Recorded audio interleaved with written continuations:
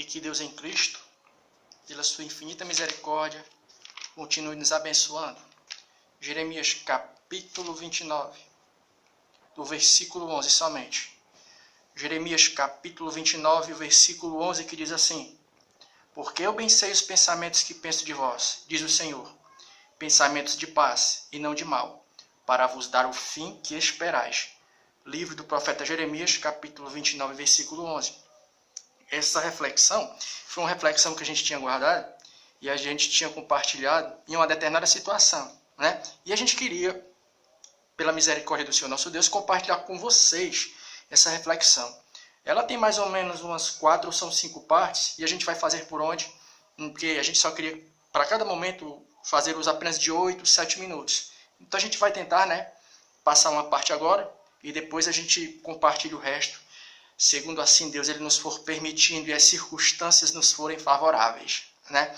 Então, nós bem sabemos que o profeta Jeremias foi aquele profeta que fez parte, que teve o seu ministério, que fez parte daquele momento em que a Jerusalém foi sitiada e invadida pelos exércitos da Babilônia.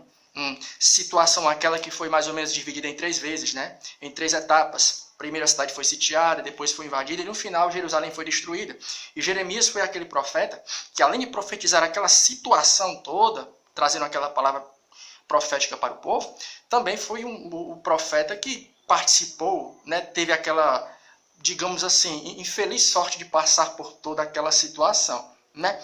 Mas antes da gente entrar no texto propriamente dito, que está presente no capítulo 29, versículo 11 do profeta Jeremias, a gente pode começar a reflexão falando 3 coisas a respeito do próprio profeta, né?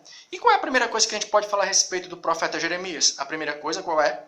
É que Jeremias foi escolhido desde o ventre de sua mãe. A gente já trouxe algumas reflexões falando a respeito de Jeremias ter sido alguém que foi chamado desde o ventre da sua mãe, né? Jeremias capítulo 1, o versículo 5. Jeremias capítulo 1, versículo 5. Jeremias capítulo 1, versículo 5, que diz assim: E antes que eu te formasse no ventre, eu te conheci. E antes que saísse da madre, te santifiquei, e às nações te dei por profeta. Então é bacana porque quando a gente olha para a situação ali do profeta Jeremias, com certeza, enquanto ele profetizava, e o seu secretário Baruque ajudava ele, porque a Bíblia nos dá a entender que Jeremias teve um companheiro de ministério que foi Baruque, que foi o seu escrivão. Deus ele dava a palavra profética, Jeremias profetizava e Baruque ia lá e escrevia, né?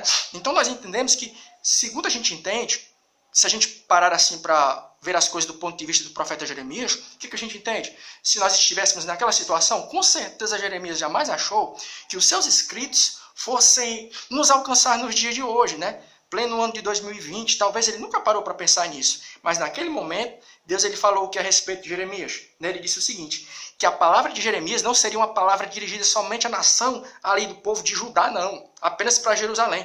Mas seria o que? Jeremias foi chamado para ser um profeta das nações, né? Ou seja, é interessante que já que neste momento, o que a gente vê?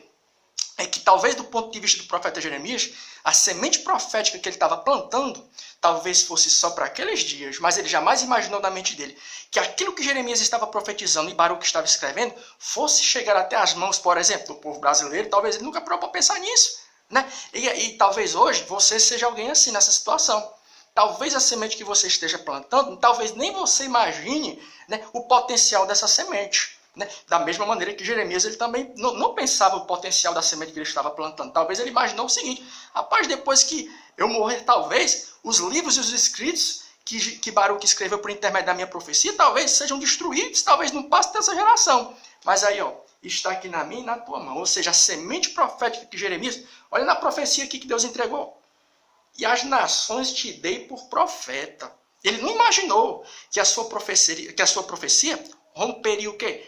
Romperia estados, países, não sairia dali. E talvez a semente que você talvez esteja plantando hoje, talvez você não imagine, né? Mas talvez essa semente que aos teus pontos de vista seja uma semente pequena, talvez ela vá influenciar outras pessoas, ultrapassar fronteiras, né? A gente tem que ter essa visão. Às vezes a gente despreza aquilo que Deus ele coloca em nossas mãos, mas a gente nem imagina o potencial da semente. Foi assim com Jeremias. Talvez do ponto de vista dele, o que ele profetizou serviria apenas para aquele momento. Mas aí, ó, foi que Deus fez com a semente que Jeremias plantou naqueles dias, de Baruque ajudou. está aqui nas minhas e nas tuas mãos, na forma do livro do profeta Jeremias. Qual é a segunda coisa que a gente pode falar a respeito do profeta Jeremias? É que ele foi um profeta chorão. Jeremias capítulo 9, versículo 1. Jeremias capítulo 9, versículo 1, que diz assim, ó: Prover a Deus a minha cabeça se tornasse em águas e os meus olhos em fonte de lágrimas. Então eu choraria de dia e de noite os mortos da filha do meu povo. Repetindo, Jeremias capítulo 9, versículo 1. Prover a Deus a minha cabeça se tornasse em águas e os meus olhos em uma fonte de lágrimas. Então choraria de dia e de noite os mortos da filha do meu povo. Ou seja, Jeremias ele foi conhecido como profeta chorão, né? Porque ele era alguém que, além de profetizar, Deus ele fazia ele sentir a dor de toda aquela situação. Além de profetizar, porque é interessante, é para tu ver como são as coisas, né? A palavra profética, quando ela é proferida, ela não causa um impacto somente em quem está ouvindo, mas também quem está ministrando também sente um impacto. No caso de Jeremias, ele não somente profetizava a palavra de juízo, mas ele sentia uma comoção pela situação espiritual do povo. Aí é legal quando a gente vai para o livro de Atos dos Apóstolos, mas o que produz isso na gente, essa sensação? É o Espírito Santo de Deus. Mas por que isso acontece? É para que a pessoa venha ministrar e pregar com mais convicção. Aí quando tu vai para o capítulo 17 de Atos dos Apóstolos, a Bíblia diz que quando Paulo ele entra na cidade de Atenas, a Bíblia diz que ele se comoveu em um determinado versículo. Vem uma cidade ali tão afastada de Deus, né? É interessante isso. Jeremias ele foi um profeta chorão, porque além dele profetizar, ele também se comovia com toda aquela situação. A situação do povo ali afastado de Deus promovia em Jeremias o quê? Uma sensação de comoção. E era isso que movia Jeremias. Ele se importava com a situação. Qual é a terceira coisa que a gente pode falar a respeito de Jeremias? Primeiro, qual foi? Ele foi escolhido desde o ventre de sua mãe. Segundo, ele foi um profeta chorão, né? Emotivo. E a terceira coisa qual foi? Ele foi um profeta da coragem. Jeremias capítulo 1, o 18 e 19. Jeremias capítulo 1, 18 e 19.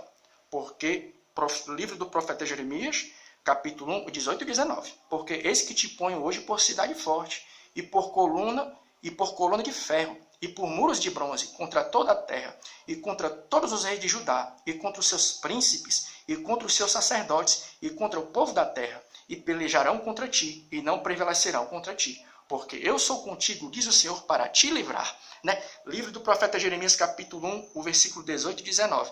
Aí é bacana porque às vezes quando um professor de escola bíblica, uma professora de escola bíblica, ou a irmã que está ministrando, né, num culto de senhoras, ou meu irmão que é obreiro, o dirigente de congregação, está pregando a respeito do livro do profeta Jeremias, a gente fica assim, né, emocionado. Eita, o Jeremias foi o profeta da coragem.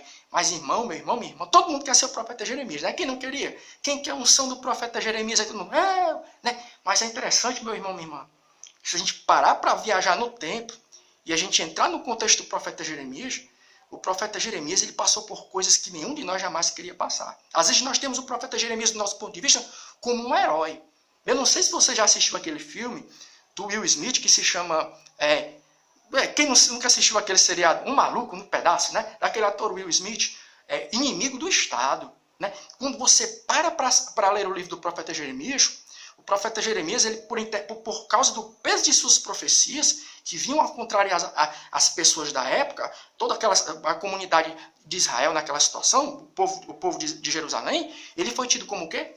Como um tipo de inimigo do Estado. Né? Aí você fica assim, rapaz, Jeremias ele foi um profeta que ele enfrentou todo mundo, era todo mundo contra o profeta Jeremias e contra Baruque. Mas é interessante que mesmo Jeremias, ele carregando todo o peso da responsabilidade daquela palavra, que veio a confrontar todo mundo, repetindo, Jeremias ele tornou um tipo de inimigo do Estado. Né? A gente pode dizer o quê? Persona não grata. Né? O que é que a gente pode dizer também? Ninguém gostava do profeta Jeremias. Né? Trazendo para os dias de hoje.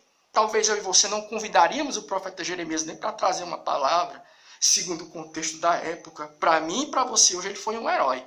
Mas Jeremias, nos seus dias, foi alguém que enfrentou toda uma situação. Era todo mundo contra Jeremias. Mas o que é que a gente entende?